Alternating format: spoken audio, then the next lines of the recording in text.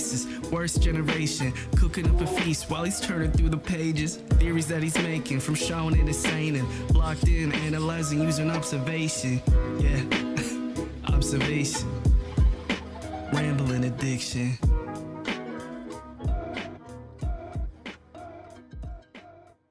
Hello there, and welcome to Rambling Addiction. I'm your host, StrawHatLucas, and this is a series where I talk and you listen. Tonight we're going to be talking about One Piece live action season 2. So if you were only familiar with the live action, this may have some spoilers in it. The One Piece live action dropped last August to its extreme success. It is being heralded as the live action anime to break the curse. I've had few people have some nitpicks here and there, and I myself had my issues with it.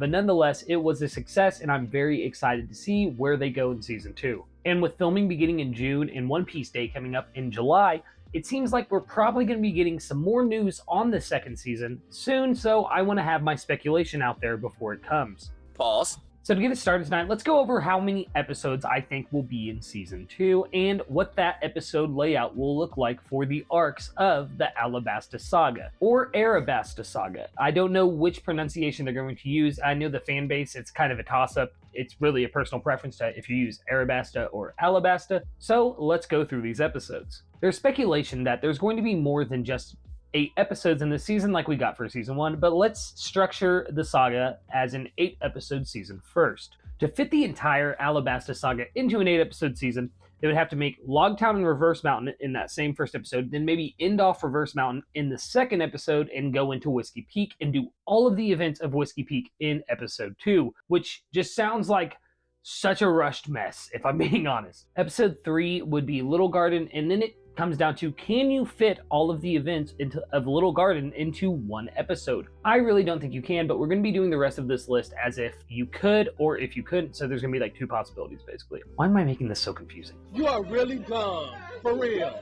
So episode 3 is the first half of Little Garden, episode 4 would be the second half or the first half of the Drum Island arc, with episode 5 being the solid episode of Drum Island, and then episode 6, depending on if Little Garden is 2 episodes or not, would either be the last half of Drum Island or the first part of Alabasta, which I think Alabasta needs to be at least 3 episodes. One of the few problems I had with the One Piece live action season 1 was that Arlong Park felt like it needed more time to grow. We didn't get to spend as much time with Nami's backstory as I would have liked in it, and it felt very rushed, and I think that's because they had to condense it down to those 2 episodes. So I really want to see Alabasta fleshed out, and I think the best way to do that is to give it at least 3 episodes, if not 4, if we get a 12-episode season. Now, let's look at if we have a 10-episode season, which this is the one I'm most hopeful for, if I'm honest. I think it makes the most sense, especially with how many arcs are in this saga. First episode would be dedicated all the way to Logtown, second to Reverse Mountain, third episode to Whiskey Peak, then we get 2 episodes for Little Garden. I'm going to be honest, especially with how prevalent, and spoilers again, Dory and Bragi are in the story now, they really need to focus on the character relationships in Little Garden. Not only that, but they need to give Sanji his moment as Mr. Prince and doing the whole thing on the phone with Crocodile, and they need to give Usopp his moments with the Elbaf Giants. Both characters seemed a little underdeveloped in the first season of the live action, and I'm really hoping we get to see Taz and Jacob shine in season 2, because as anyone who's a One Piece fan knows, Usopp and Sanji have some killer moments in the Alabasta Saga. See, now I'm doing it. So yes, episode 4 and 5 would be dedicated to Little Garden. Episode 6 and 7, Drum Island, which, let's be real, with Drum Island, that is another one of those arcs where you have to give it the appropriate amount of time to gestate and flesh out. You have everything with Dalton, Wapol and his men, then you have Dr. Kureha, Dr. Hirolurk, and Chopper's entire flashback, and not only that, but you have to introduce and get the audience familiar enough with Chopper for it to make sense for him to come on the crew. And then episodes 8, 9, and 10 of this hypothetical 10-episode season would be the Alabasta arc. Then if we have 12 episodes, it's really hard to say. I mean, how are they going to do that? Logtown, Reverse Mountain, Whiskey Peak, Little Garden, Drum Island, and then that's 5 episodes for Alabasta?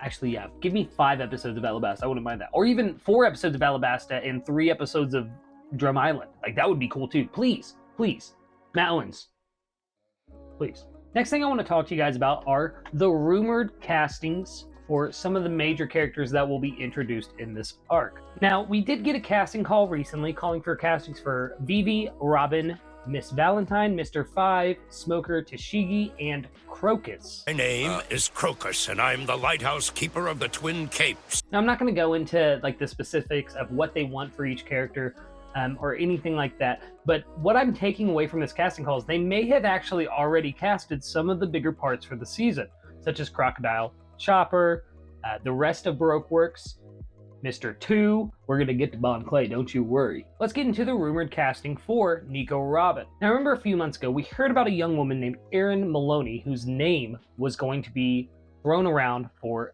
Nico Robin. A lot of these rumored castings stem from the fact that these actors or actresses will follow Matt Owens and some of the One Piece live action crew on Instagram, leading people to believe that they have been either auditioned or are going to be in the season. Erin is one of those cases. Now, as far as if she could play Nico Robin, though, Nico Robin is my favorite Straw Hat, so I'm going to be overly critical of whoever they choose to play Robin. That said, with this rumored casting, I do not know actually if she could pull it off. I haven't seen her act in anything. I tried to find some clips of her acting out there like I did with the season 1 cast when we found out who they were going to be playing. But I really couldn't find anything out there except for like small bits of dialogue she's had here and there. And if I'm being honest, she almost looks too young to play Robin. Not that that really should matter, I know, but Robin is one of the older Straw Hats, so it wouldn't make sense to me to cast someone that is too young to play her. That said, they might cast Erin, and she does a fantastic job, and I'll be eating my words in a year when season 2 drops. Next up is Princess Vivi. The biggest rumored casting for Vivi, as you've probably seen with other channels that cover the live action, is, oh man, I'm gonna butcher this name, Charithra Chandran. Now, I did find some good clips of her online in Bridgerton, and this lady is kind of a powerhouse, I won't lie. If she is cast as Princess Vivi, I have 100% faith that she will do it justice. The question is, can she take a punch? I did see a picture of her with blue hair from another project she was in, and I'm not gonna lie, I get the vibe of Vivi from her.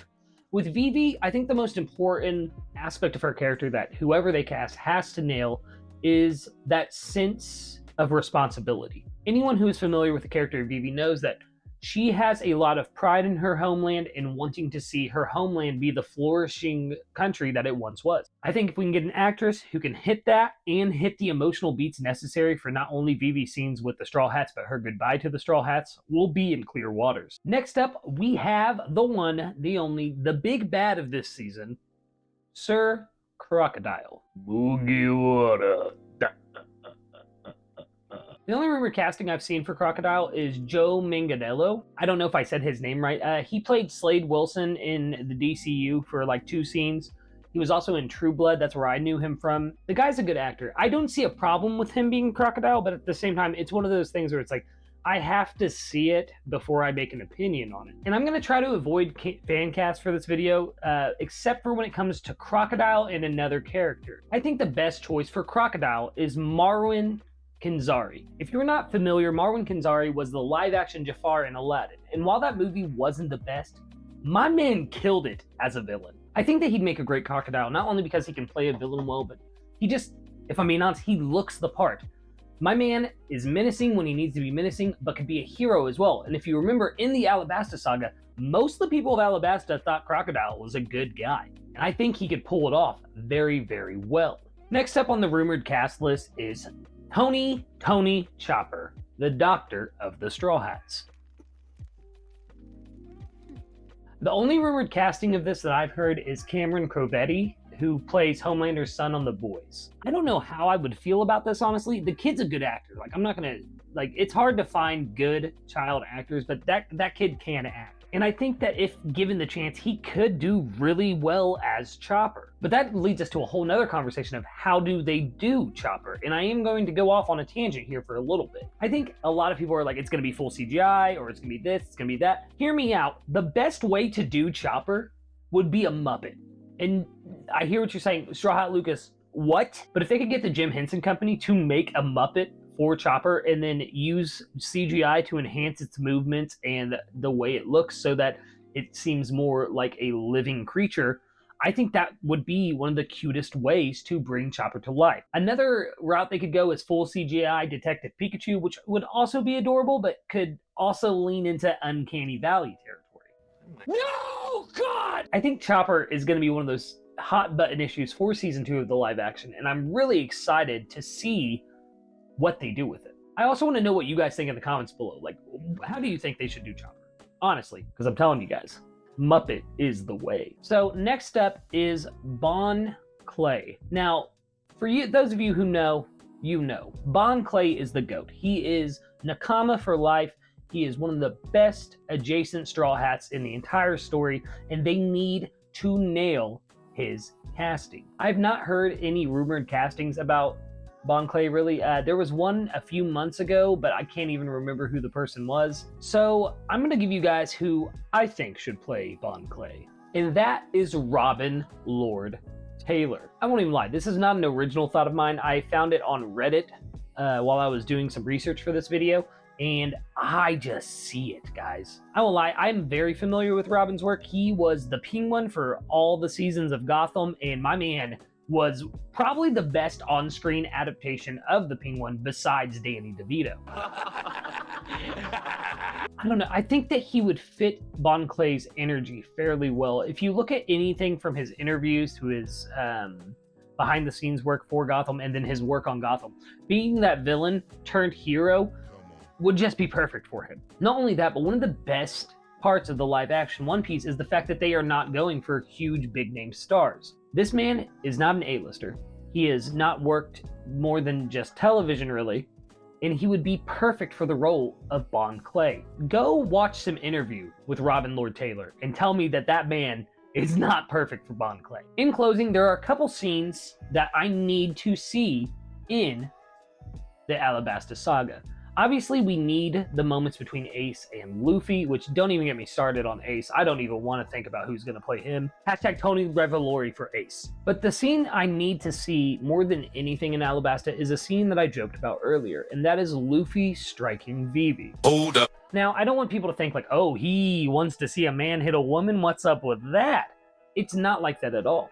It's one of the most defining moments in Alabasta. Vivi is at her wit's end, and she has lost her patience, and she doesn't know what to do. She's telling the Straw Hats, hey, please do not die for my cause. And then Luffy strikes her, and she hits him back, and he straight says, you know, let us die for you. That is what we are, friends. If we want to die for you, let us die for you. And I need to see that in the live action. And I imagine that if Miss Chandran does get the part of Vivi, her and Iñaki will dominate this scene. Another scene we definitely need to see is in Whiskey Peak when Zoro defeats 100 bounty hunters. And then obviously Luffy and Zoro fight for a moment. Like that whole event of Whiskey Peak needs to happen. I don't see them cutting it out, but I could see them minimalizing it, and they really shouldn't. But yes, other than that, I really am excited to see, you know, the cherry blossom scenes, and just so much is coming, guys. Luffy on the end of the hook, though? Imagine how brutal that's going to be in live action. But yes, I've been StrawHatLucas. Let me know in the comments down below what you want to see most out of One Piece Season 2.